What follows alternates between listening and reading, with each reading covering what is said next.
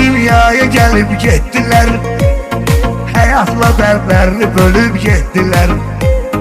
Gül kimi şairler ölüp gittiler. Hele kara mermerde ne kaldı kaldı, hele kara mermerde ne kaldı kaldı. Ay ortam sağ ol derdi beladan, çalış ki yan gez bu cördü cəfadan. Namərd şikayət eyləyər xudadan, min bərəkət mərdə nə qaldı qaldı, min bərəkət mərdə nə qaldı qaldı.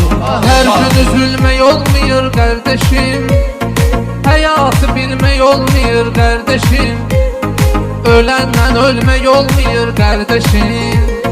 Gel yaşayak geride ne kaldı kaldı, gel yaşayak geride.